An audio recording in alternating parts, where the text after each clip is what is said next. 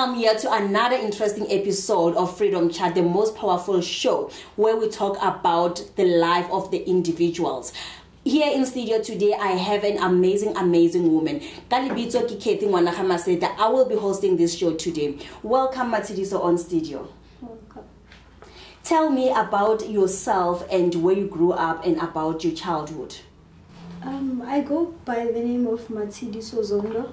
I'm an 18-year-old. I attend school at the Lip Science and Med School in Diepsloot.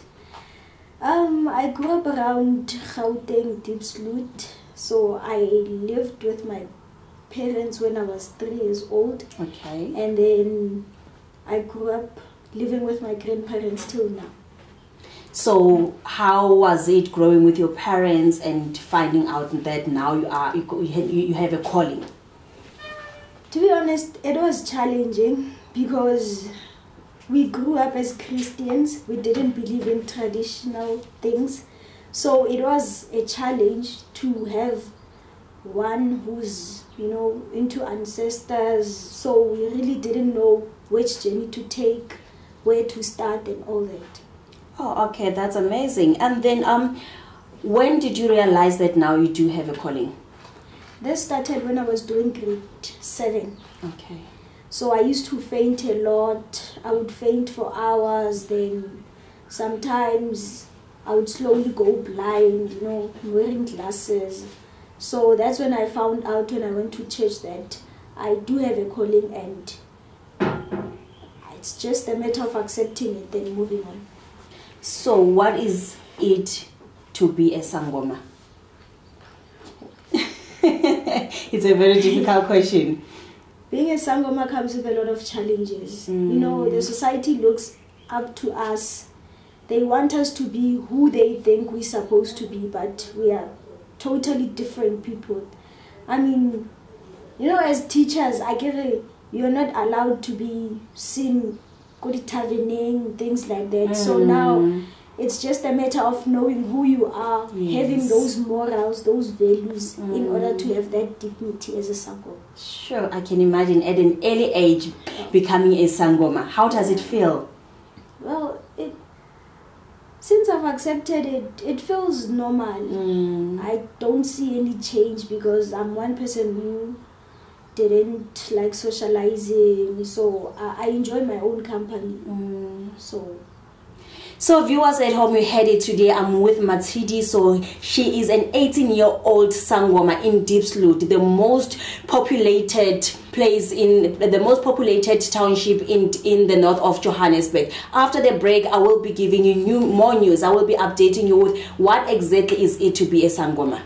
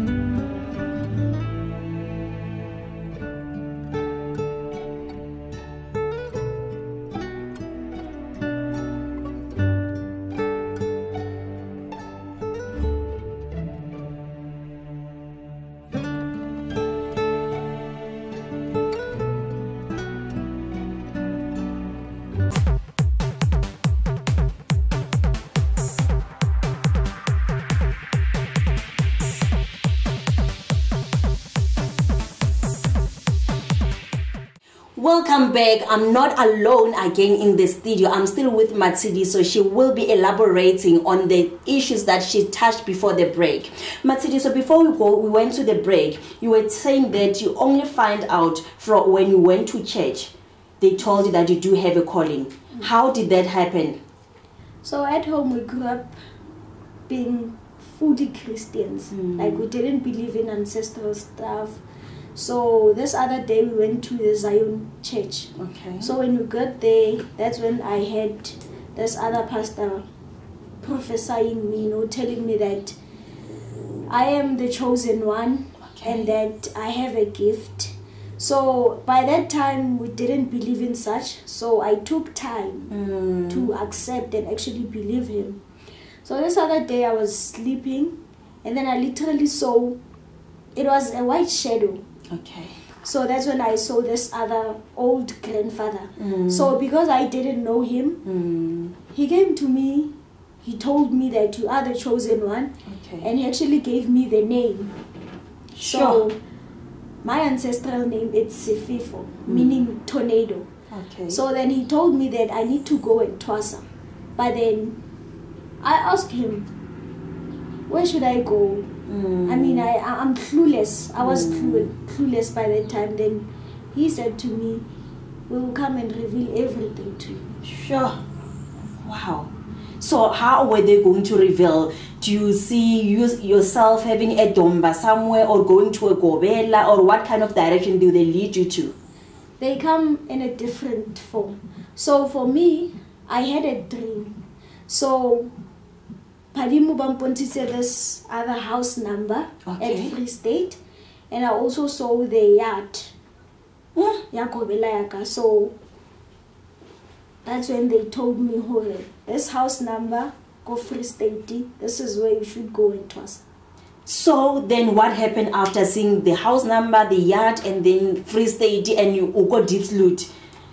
So I am born from the Free State. Okay. So I was familiar with the place. Okay. So now I knew the lady, the old lady, because we also went to church. We went to the same church. So now it clicked fast. Okay, this is the one. And then we went. I remember it was term 2 after writing my June exams when I was doing grade 9. We went there, and then we went to the lady. The lady actually knew that we are coming by the time. Wow, very interesting. So when we got there, she told me, okay, I've been waiting for you. The ancestors told me that you are coming. So we went there. We didn't even explain anything because she already knew. Sure. So that's when we did the things. Started with the white beads, the blue beads, to accept my calling, and then we continued from there. I'm very touched, and I just want to find out, how old were you by that time when you started to see this yard and the number, and you have to go to Free State? All this happened when I was in grade 9, when I was 15 years old. Yeah. So I was by the lip science and med school by then. So I used to faint. I would faint for hours at school. So I had this problem. So that's when I saw the shadows. I saw literally hearing their voices. And then, because it was a matter of life and death, I couldn't walk. Really? I always had swollen feet. I sometimes lost my eyesight. So that's when my grandmother said, you know what, rather than allowing you to be a cripple or losing your eyesight, it's better we take you there so that you accept your calling and life goes on. Sure. I'm shaking as I'm speaking to you at the moment. You know, I can imagine what were you going through by that time. And can you imagine from the grade 7 and then again in grade 9, and then you have to go to a place where you need to twasa and do those ritual things. How did this affect you? No. I lost my friends, to be honest.